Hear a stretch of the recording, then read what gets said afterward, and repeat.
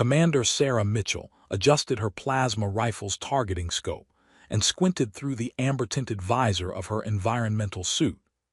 Zephyria's twin suns cast everything in an unsettling golden hue that made shadows dance like living things across the crystalline rock formations. She'd been on worse planets. Hell, she'd been on planets where the atmosphere tried to digest you while you walked. But something about this place made her skin crawl beneath the temperature-regulated fabric of her gear. "Contact 12 o'clock." Rodriguez's voice crackled through her comm system, tinged with his usual irreverent humor. "And unless my optics are glitched, we've got ourselves some fancy locals approaching. Real fancy. Like, my armor costs more than your spaceship fancy." Sarah's tactical display highlighted the approaching group, before her naked eye could distinguish them from the glittering landscape. 7 figures moved with measured precision across the mineral flats, their forms shimmering with an energy signature that made her scanner chirp in confusion. As they drew closer, the lead figure's distinctive silhouette became clear, tall, graceful, and wearing what appeared to be ceremonial armor that pulsed with soft bioluminescent patterns. "Rodriguez, remind me again why we couldn't just drop a probe and call it a day," Sarah muttered, checking her ammunition counter out of habit. "Because the eggheads back at command think these crystal formations might revolutionize our energy storage tech. Something about unprecedented lattice structures and quantum resonance properties. Honestly, Commander, I stopped listening after they said we'd get hazard pay." The alien delegation halted at what Sarah's proximity sensors indicated was exactly 50 meters away. Perfect diplomatic distance, close enough to show respect, far enough to dive for cover if things went sideways. The lead figure stepped forward, and Sarah got her first clear look at an Etherian royal. She looked remarkably human, almost disappointingly so after all the briefings about first contact protocols. Medium height, athletic build, pale skin that seemed to hold an inner radiance. The only immediately obvious difference was her ears, long and elegantly pointed, extending several inches beyond what any human ear would, curved in a way that reminded Sarah of crescent moons. They twitched slightly as she moved, and Sarah wondered absently if they were more sensitive to sound than human ears. The alien woman raised her right hand, palm open, in what Sarah recognized from the cultural briefings as a formal greeting. When she spoke, her voice carried the musical quality that linguists had noted in recorded Etherian communications, but the words that emerged from the small translation device attached to her armor were decidedly more mechanical. "Greetings, human military persons. I am Queen Lyrillith of the Third Crystalline Dynasty. We have come to observe your scientific expedition and ensure no harm befalls the sacred crystal gardens." "Sacred Crystal Gardens."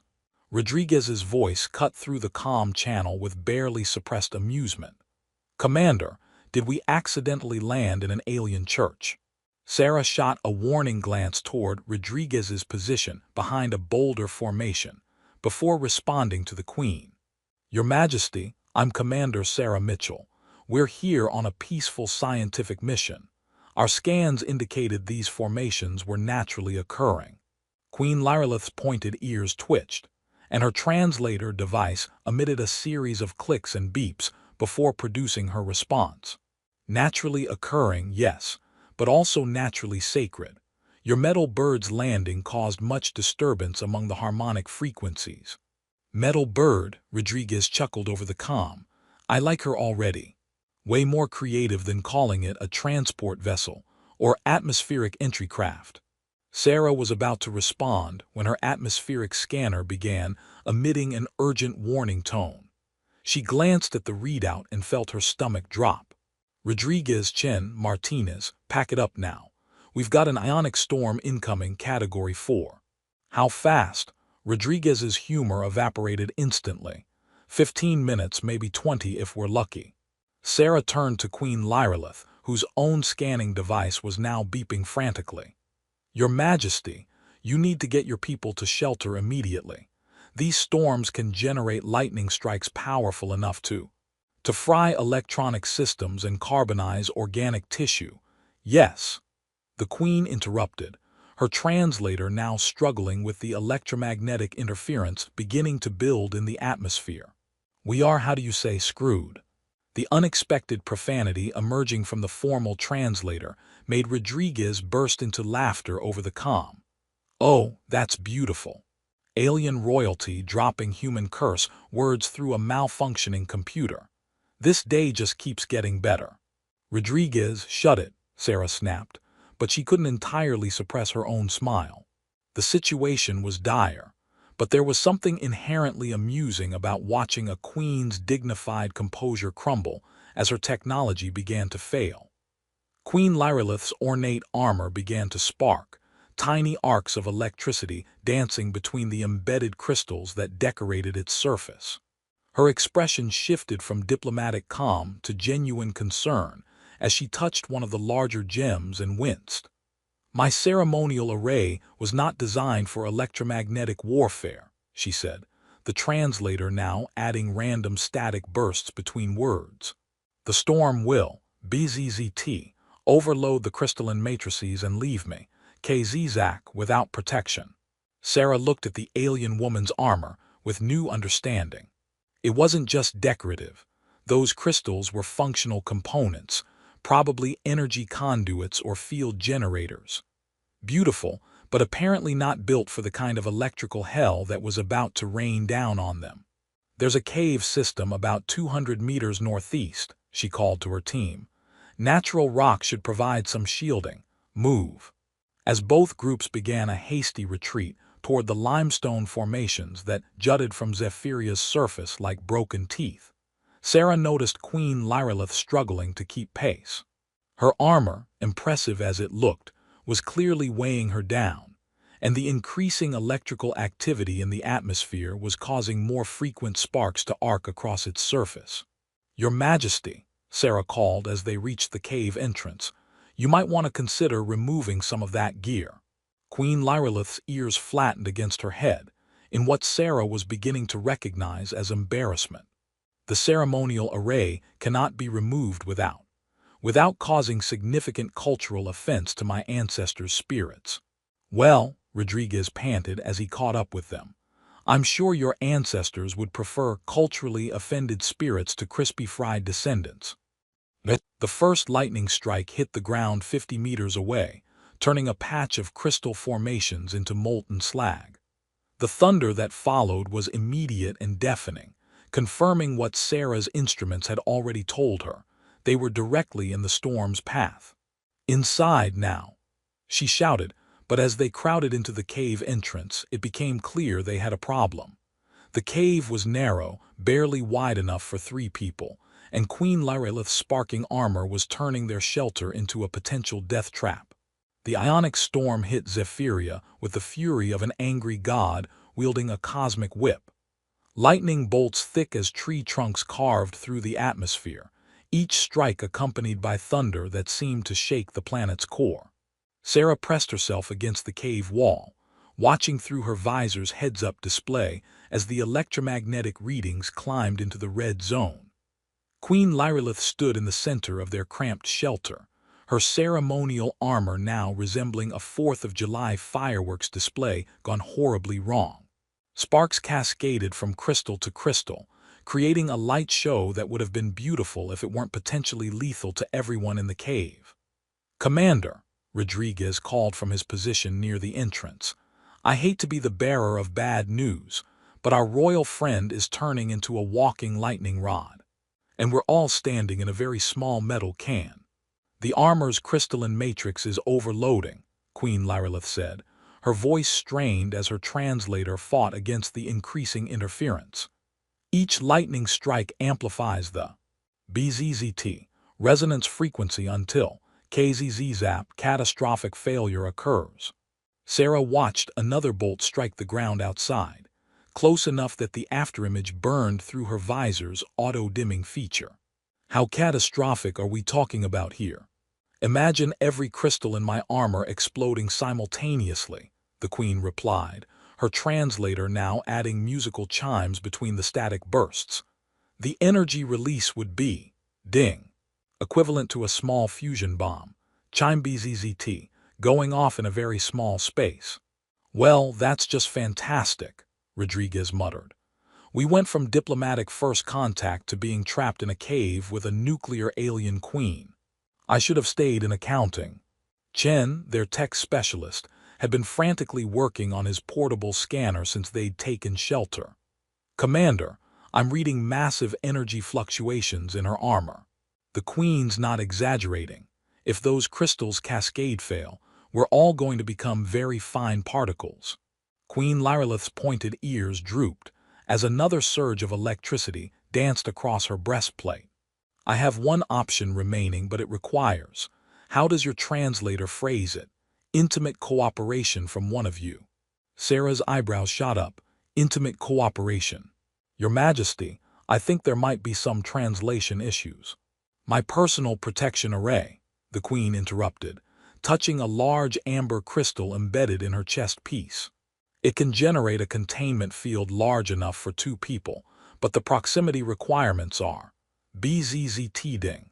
Extremely close physical contact must be maintained. Rodriguez's voice carried barely contained laughter. Commander, I think the alien queen just asked you to get cozy with her to avoid being blown up. This has got to be some kind of record for weird first contact scenarios. The field generator requires bioelectrical synchronization, Queen Lyrillith continued, either not understanding Rodriguez's implications or choosing to ignore them.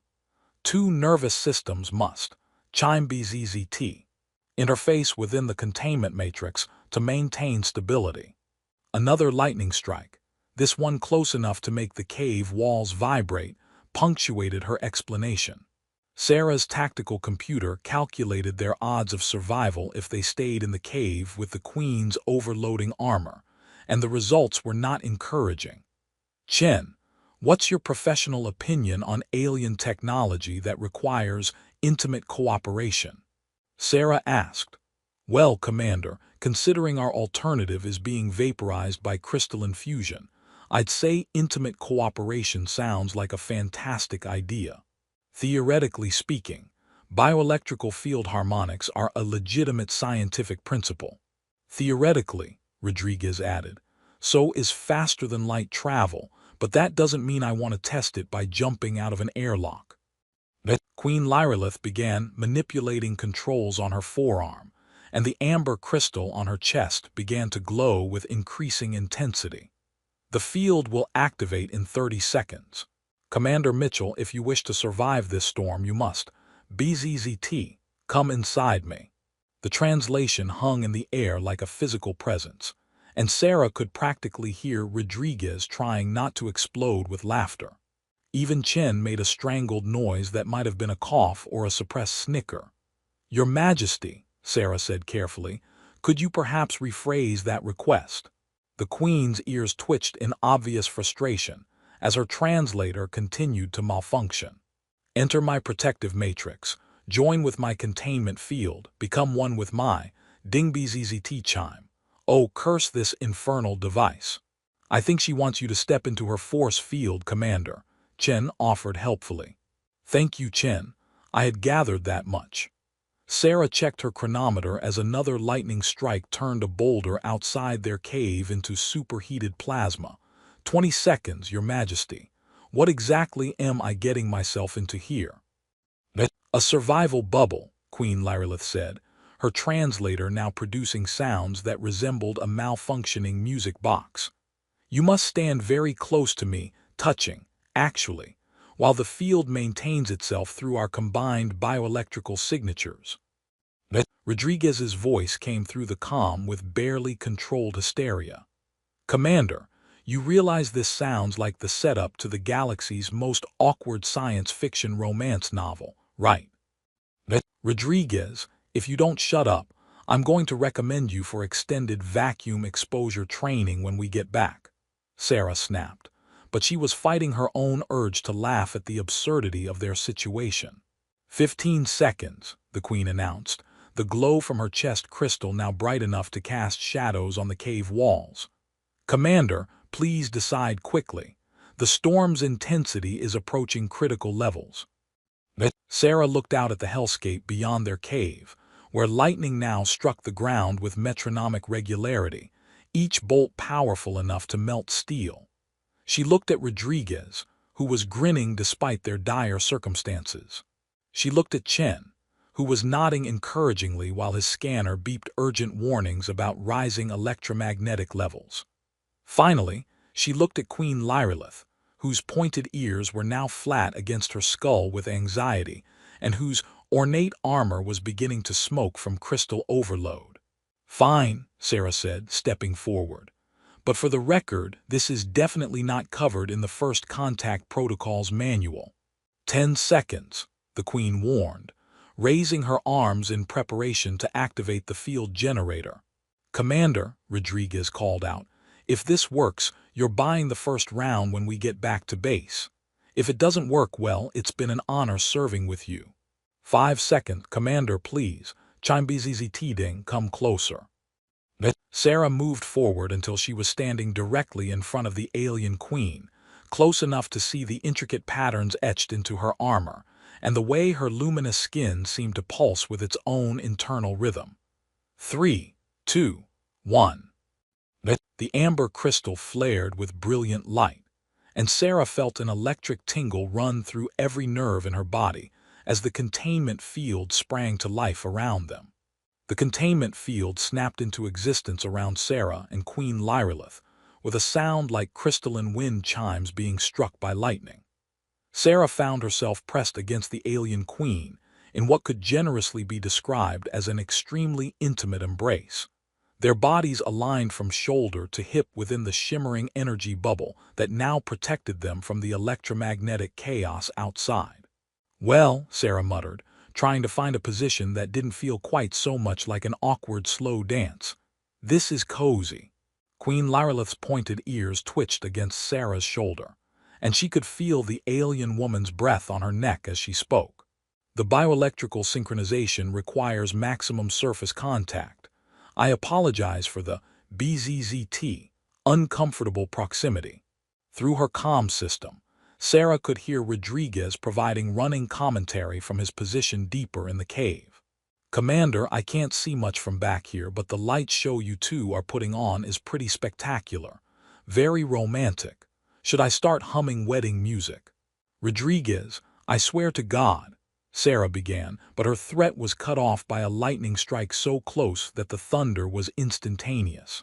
The cave wall beside them glowed cherry red for a moment before returning to its normal limestone gray. "The storm is intensifying," Queen Lyrillith observed, her voice now strangely clear as her translator seemed to be working better within the field. "We may be confined like this for several hours." Sarah tried to shift her weight and immediately regretted it as the movement brought them into even closer contact. "Several hours. Your Majesty, I think we need to discuss the, logistics of this situation." "Please, call me Lyrillith. Formal titles seem rather pointless when two people are sharing the same breathing space." The Queen's voice carried a note of amusement that hadn't been there before. "And yes, the field requires constant physical proximity to maintain stability. If we separate by more than a few centimeters, it will collapse." Rodriguez's voice crackled through the comm with barely suppressed glee. "Commander, did you just get invited to use an alien queen's first name while wrapped in her personal space bubble? Because that sounds like the beginning of a very interesting diplomatic incident." "Rodriguez, you're enjoying this way too much," Sarah replied, then noticed something odd about Lyrillith's skin where it was visible at her throat and wrists. It seemed to have a faint luminescent quality, like starlight trapped beneath the surface. "Is your skin supposed to glow like that?" "It's a reaction to the bioelectrical field harmonics," Lyrillith explained, and Sarah could hear the smile in her voice. "Etherian physiology responds to certain energy frequencies with bioluminescence. Quite normal, though I understand it must look strange to human eyes." "Strange isn't the word I'd use," Sarah admitted, then caught herself. "I mean scientifically interesting, from an anthropological perspective." Chen's voice joined the conversation, professional as always despite their circumstances. "Commander, I'm reading incredible energy efficiency from that containment field. The power consumption is minimal for the protection it's providing. How does Etherian technology achieve such optimization?" Lyrillith's ears perked up with obvious interest. "Your technical specialist understands energy matrices. Most humans we've encountered focus only on the practical applications, not the underlying principles. Chen's our resident genius," Sarah explained. "He can make a toaster out of spare parts and a prayer. Speaking of which, Chen, how long can this field hold against the storm?" "Based on current electromagnetic readings, the field should remain stable as long as the bioelectrical synchronization is maintained," Chen replied. "Though I'm curious about the harmonic resonance patterns. Your Majesty, if you don't mind me asking, how does the field distinguish between hostile electromagnetic energy and the bioelectrical signatures it's protecting?" Sarah felt Lyrillith shift slightly with excitement, her pointed ears practically vibrating. Finally, someone who asks the intelligent questions. "The crystalline matrix uses quantum entanglement to create selective permeability. External electromagnetic forces are redirected through dimensional folding, while organic bioelectrical patterns are amplified and harmonized." Dimensional folding. Chen's voice rose with scientific enthusiasm. "That's theoretical technology, even by our most advanced standards." "Not theoretical for us," Lyrillith replied with obvious pride, "though maintaining the fold requires precise calibration. Too much variation in the bioelectrical input and the field destabilizes. Too little, and the external forces overwhelm the matrix." Sarah listened to this exchange with growing amusement. "Are you two really having a technical discussion while we're trapped in an alien thunderstorm?" "Commander," Rodriguez interjected, "I think your new girlfriend just casually mentioned technology that could revolutionize human science. Maybe let the geeks geek out for a minute." "She's not Sarah started, then caught herself as she felt Lyrillith's body shake with what might have been laughter. "Your Majesty, did you just laugh at my subordinate's joke?" "Lyrillith, please. And yes, your Rodriguez has quite an amusing perspective on our situation. Though I must ask, is girlfriend a term of diplomatic alliance among humans?" The innocent question, combined with their continued intimate proximity, made Sarah's face burn with embarrassment. "It's, more of a personal relationship term, not diplomatic." Lyrillith said, and Sarah could hear the understanding in her voice. "Like our concept of heart-bonded companions. How fascinating that your species also has specialized terminology for emotional partnerships." Rodriguez's laughter echoed through the cave.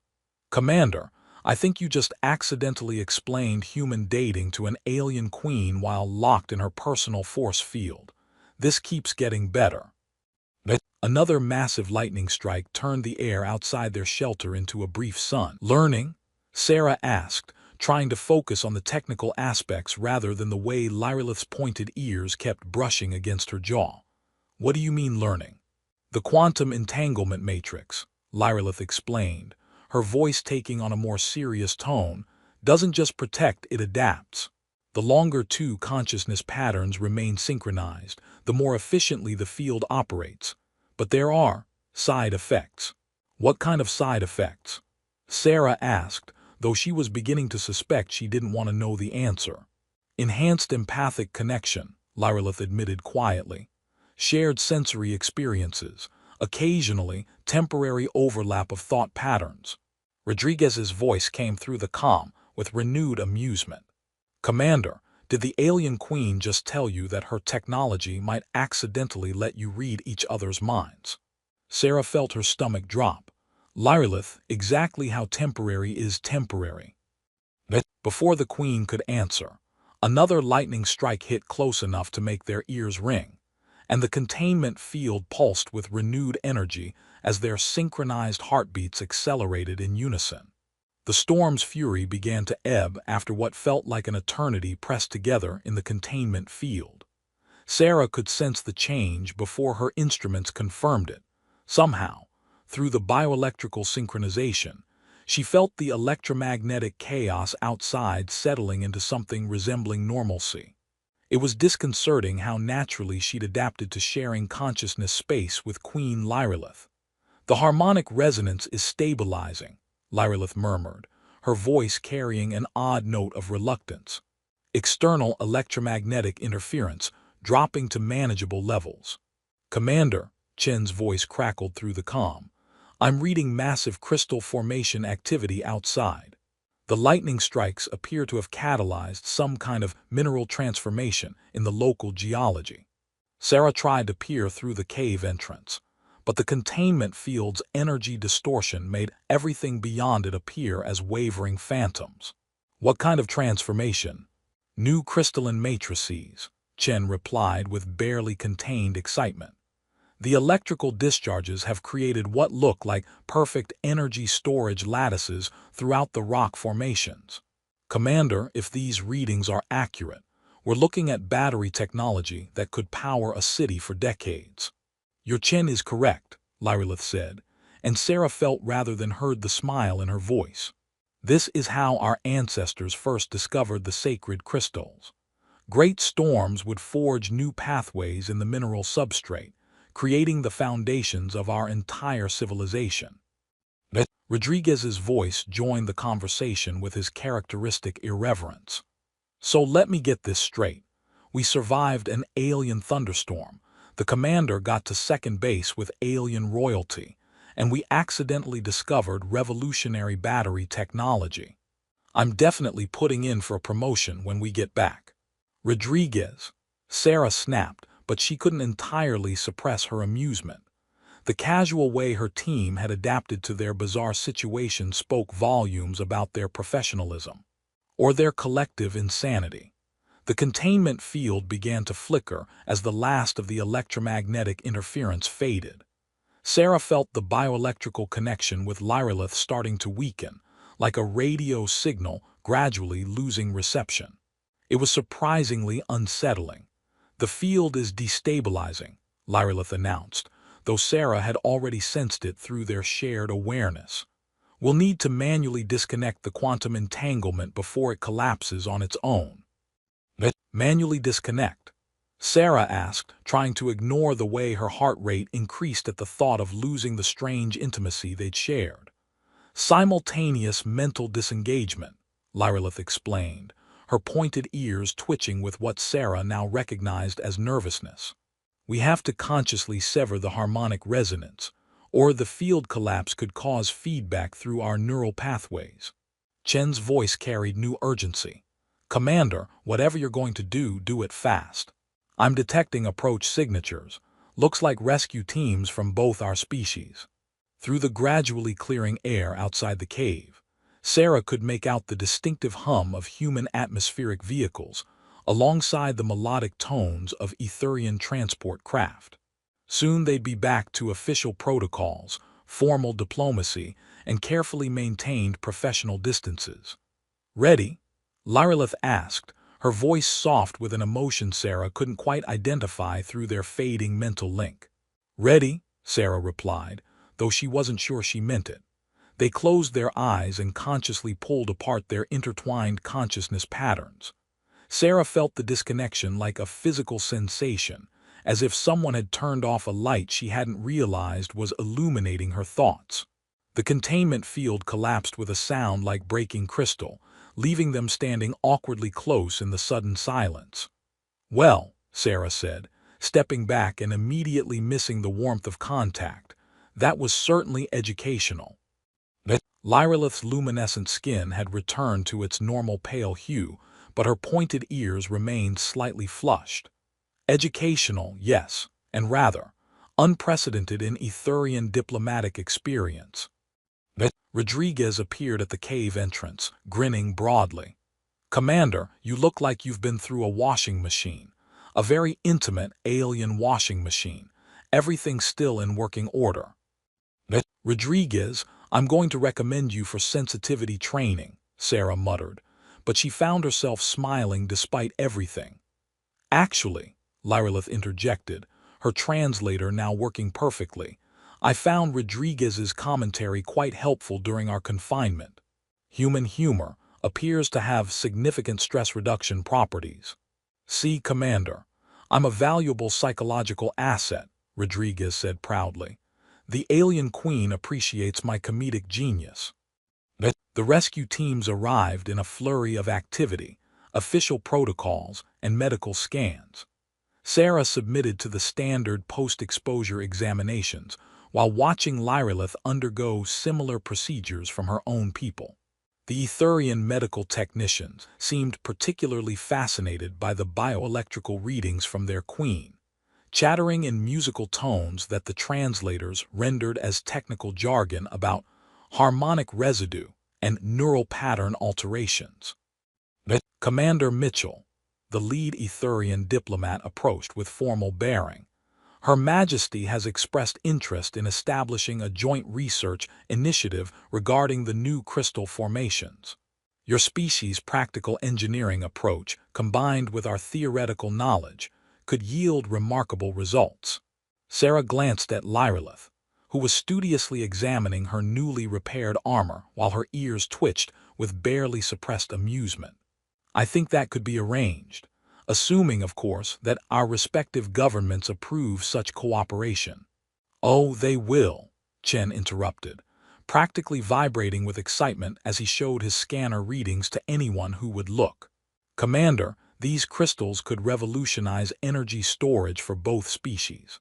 We're talking about technology that makes our best fusion batteries look like primitive chemical cells. And Lyrillith added with a perfectly diplomatic expression that didn't quite hide her smile. Such research would require extensive collaboration between our peoples. Perhaps extended cultural exchange programs to ensure proper understanding of the technology.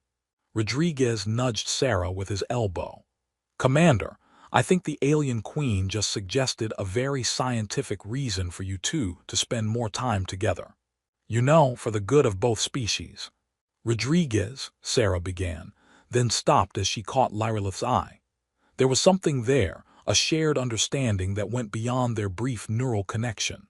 They discovered something in that containment field, not just revolutionary technology, but the possibility that two very different species might have more in common than anyone had imagined. For the good of both species, Sarah agreed, unable to keep the warmth from her voice. I suppose that would be the responsible thing to do. As the rescue teams prepared for departure, Sarah found herself looking back at the storm-transformed landscape. The new crystal formations caught Zephiria's twin suns, casting rainbow reflections across the mineral flats. It was beautiful in a way that seemed almost too convenient, as if the universe had decided their awkward first contact needed a suitably dramatic backdrop. Commander, Lyrillith approached as they prepared to board their respective transports. When your people are ready to begin the research collaboration, I hope you'll consider leading the human delegation. I think I could arrange that, Sarah replied. Though fair warning, Rodriguez will probably insist on being part of the team. Good, Lyrillith said, her pointed ears perking up with genuine pleasure. I've grown rather fond of his commentary. It will make the work much more entertaining. As they lifted off from Zephiria's surface, Sarah watched the alien transport through her viewport until it disappeared into the golden atmosphere. She had the distinct feeling that their encounter in the cave had changed something fundamental, not just for her personally, but for the future relationship between their species. So, Commander, Rodriguez said, settling into the seat beside her, ready for your next assignment in alien diplomacy. Sarah smiled, thinking about bioelectrical synchronization, crystal formations, and the surprising discovery that consciousness could transcend species boundaries. Rodriguez, I think I'm ready for whatever the universe wants to throw at us next.